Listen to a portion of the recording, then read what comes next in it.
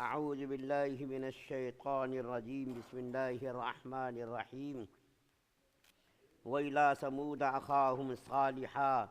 قال يا قوم اعبدوا الله ما لكم من إله غيره هو أنشأكم من الأرض واستعمركم فيها فاستغفروه ثم توبوا إليه إن ربي قريب مجيب. قالوا يا صالح قد كنت فينا مرجوا قبل هذا أتنهانا أن نعبد ما يعبد آباؤنا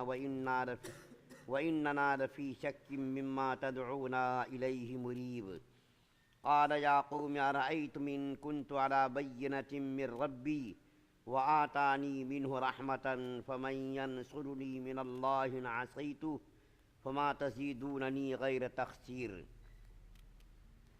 اور قوم سمود کے پاس ہم نے ان کے بھائی حضرت صالح علیہ السلام کو نبی بنا کر بھیجا. انہوں نے کہا اے میری قوم اللہ تعالیٰ کی عبادت کرو، اس کے سوا کوئی معبود نہیں ہے. اسی نے تم کو زمین سے پیدا کیا اور اس میں تمہیں آباد کیا، لہذا اس سے اپنے گناہوں کی معافی مانگو، پھر اس کی طرف رجوع کرو. یقین رکھو کہ میرا رب تم سے قریب بھی ہے، دعائیں قبول کرنے والا بھی ہے. وہ کہنے لگے اے صالح علیہ السلام، اس سے پہلے تو تم ہمارے درمیان اس طرح رہے ہو کہ تم سے بڑی امیدیں وابستہ تھیں. جن بتوں کی عبادت ہمارے باپ دادا کرتے آئے ہیں، کیا تم ہمیں ان کی عبادت کرنے سے منع کرتے ہو؟ جس بات کی تم دعوت دے رہے ہو اس کے بارے میں تو ہمیں ایسا شک ہے جس نے ہمیں اضطراب میں ڈال دیا ہے. صالح علیہ السلام نے کہا اے میری قوم، ذرا مجھے یہ بتاؤ کہ میں اپنے پروردگار کی طرف سے آئی ہوئی ایک روشن ہدایت پر قائم ہوں، اور اس نے مجھے خاص اپنے پاس سے ایک رحمت یعنی نبوت عطا فرمائی ہے. پھر بھی اگر میں اس کی نافرمانی کروں تو کون ہے جو مجھے اللہ کی پکڑ سے بچائے؟ لہٰذا تم میرے فرائض سے روک کر بربادی میں مبتلا کرنے کے سوا مجھے اور کیا دے رہے ہو؟ سورہ ہود کی 61، 62، 63 تین آیتیں آپ کے سامنے پڑھی گئی ہیں. اس سے پہلے حضرت ہود علیہ السلام کا تذکرہ آیا. حضرت ہود علیہ السلام کو اللہ تعالیٰ نے قوم عاد کی طرف مبعوث کیا اور حضرت صالح علیہ السلام کو قوم سمود کی طرف مبعوث کیا. یہ عاد اور سمود یہ دونوں ایک ہی دادا کے دو پوتے ہیں. عاد اور سمود یہ دونوں کے ایک ہی دادا تھے. جب حضرت ہود علیہ السلام کی قوم سرکشی اور تمرد، ضد اور حد درمی کے بعد جب ہلاک اور برباد ہو گئی تو اللہ تعالیٰ نے اس کی جگہ پر قوم سمود کو آباد کیا. اور اس قوم کے اندر جب بگاڑ آ گیا اور اس کے اندر ضلالت و گمراہی پھیل گئی، لوگ راہ راست سے ہٹ گئے اور اللہ کو چھوڑ کر کے غیر اللہ کی پرستش کرنے لگے، تو اللہ تعالیٰ نے حضرت صالح علیہ السلام کو اسی میں سے یعنی قوم سمود میں سے نبی بنا کر کے بھیجا. جب نبی بنا کر کے بھیجا تو ان لوگوں کو ان کی نبوت پر بڑا تعجب ہوتا تھا، بڑی حیرت ہوتی تھی. جیسا کہ پہلے لوگوں کے ساتھ بھی یہی معاملہ ہوا، پہلے نبیوں کے ساتھ بھی یہی ہوا کہ وہ لوگ یہی کہتے تھے کہ بھئی ہم لوگ اونچی حیثیت کے لوگ ہیں، اللہ تعالیٰ نے ہم لوگوں کو نبی کیوں نہیں بنایا؟ اور تم کم حیثیت کے آدمی ہو اور تم کو اللہ تعالیٰ نے کیوں نبی بنایا؟ اور انسانوں میں سے نبی اللہ تعالیٰ نے کیوں بنایا؟ فرشتوں میں سے اللہ نے نبی کو کیوں مبعوث نہیں کیا؟ تو حضرت صالح علیہ السلام کے ساتھ بھی لوگوں کا یہی رویہ رہا اور لوگ اسی قسم کے شکوک و شبہات کا اظہار کرتے رہے اور یہ کہنے لگے کہ صالح علیہ السلام آپ سے ہم لوگوں کو بڑی امیدیں تھیں، آپ ہمارے درمیان پلے بڑھے جوان ہوئے، آپ سے ہم لوگوں کو بڑی امیدیں وابستہ تھیں. اور ایک بات یاد رکھنے کی ہے کہ اللہ تعالیٰ نے نبیوں کو پیدا کیا اونچے خاندان، شریف خاندانوں میں، ذلیل اور رذیل خاندانوں میں پیدا نہیں کیا. نبی جو بچپن سے ہوتا تھا اور جتنے بھی نبی ہوئے سب کو اللہ تعالیٰ نے اعلیٰ اخلاق، اعلیٰ خاندان کے اندر پیدا کیا اس کے حسب میں، اس کے نسب میں، اس کی شکل میں، اس کی صورت میں کبھی کسی نے کوئی اعتراض نہیں کیا۔ تو حضرت صالح علیہ السلام چونکہ اسی کے اندر پلے بڑھے جوان ہوئے، تو ان لوگوں کے ذہنوں میں یہ تصور تھا کہ حضرت صالح علیہ السلام جوان ہوں گے تو ہماری سماجی اور قومی ملی خدمات انجام دیں گے، ان کے ذہنوں میں یہ تصور تھا۔ لیکن جب حضرت صالح علیہ السلام نے نبوت کا دعویٰ کیا اور لوگوں کو راہ راست بتانے کی فکر کی کوشش کی، تو ان لوگوں نے کہا کہ بھئی ہم تو آپ کو کیا سمجھتے تھے اور آپ کیا نکل گئے۔ اسی قسم کی باتیں ہمارے نبی صلی اللہ علیہ وسلم کے بارے میں بھی کفار مکہ نے کہی تھی۔ چنانچہ جب نبی کریم صلی اللہ علیہ وسلم مکہ کے اندر پیدا ہوئے اور 40 سال کی زندگی جب ہمارے نبی صلی اللہ علیہ وسلم کی نہایت ہی پاکیزہ اور صاف ستھری گزری، یہاں تک کہ مکہ کے لوگ آپ کو صادق اور امین کہنے لگے۔ کبھی نبی کریم صلی اللہ علیہ وسلم کی ذات پر کبھی کسی نے کوئی اعتراض نہیں کیا، کسی قسم کے شک و شبہ کا کوئی اعتراض کا کوئی موقع ہی نبی کریم صلی اللہ علیہ وسلم نے نہیں دیا۔ اور جب 40 سال کے بعد ہمارے نبی صلی اللہ علیہ وسلم نے نبی بننے کا دعویٰ کیا، نبوت اور رسالت کا دعویٰ کیا، تو مکہ کے لوگوں نے ایک آدمی کو اپنا نمائندہ بنا کر کے نبی کریم صلی اللہ علیہ وسلم کی خدمت میں بھیجا، مغیرہ بن شعبہ، جو مکہ کے نہایت ہی عقل مند اور دانش مند آدمی تھے۔ انہوں نے آ کر کے نبی کریم صلی اللہ علیہ وسلم سے بہت ساری باتیں عرض کی، اور انہی باتوں میں سے ایک بات یہ بھی انہوں نے کہی کہ محمد صلی اللہ علیہ وسلم آپ ہمارے درمیان پلے بڑھے جوان ہوئے، سماج کو، معاشرے کو، قوم کو آپ سے بڑی امیدیں وابستہ تھیں،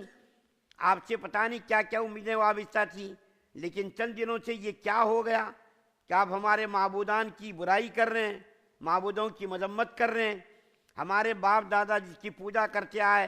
ان کی پوجا سے آپ روک رہے ہیں، اور آپ جو ہے پتہ نہیں بہکی بہکی باتیں کر رہے ہیں۔ اگر آپ کے دماغ کے اندر نعوذ باللہ کوئی خلل ہے تو ہم آپ کا علاج کرنے کے لیے تیار ہیں، مکہ کے لوگ آپ کا علاج کریں گے۔ لیکن نبی کریم صلی اللہ علیہ وسلم نے جب ان کے سامنے قرآنی آیات پڑھ کر کے سنائی تو وہ مغیرہ بن شعبہ بھی ہکا بکا رہ گیا، اور وہ اپنے آدمیوں سے آ کر کے کہنے لگا کہ یہ کلام کسی انسان کا کلام نہیں ہوتا، یہ خدائی کلام ہے، اور آگے چل کر کے دنیا پر اس کلام کی حکومت اور اقتدار قائم ہونے والا ہے۔ تو اسی قسم کی بات حضرت صالح علیہ السلام کی قوم بھی کہنے لگی کہ اے صالح علیہ السلام، ہم اپنے آباء و اجداد اور باپ داداؤں کے مذہب پر چلتے آ رہے ہیں، ان کی جو ہے پیروی کر رہے ہیں، ان کے طریقوں پر چل رہے ہیں، تو تم ہم کو روک رہے ہو ان سب چیزوں سے، یہ کہاں کی عقل مندی، کہاں کی دانش مندی ہے؟ تو حضرت صالح علیہ السلام نے فرمایا کہ دیکھو بھائی، اللہ تعالیٰ نے مجھ کو نبی بنا کر کے بھیجا ہے، اللہ نے مجھ کو نبوت سے سرفراز کیا ہے، اللہ نے مجھ کو ذمہ داری دی ہے، اس ذمہ داری کو میں نبھانے کے لیے یہاں آیا ہوں،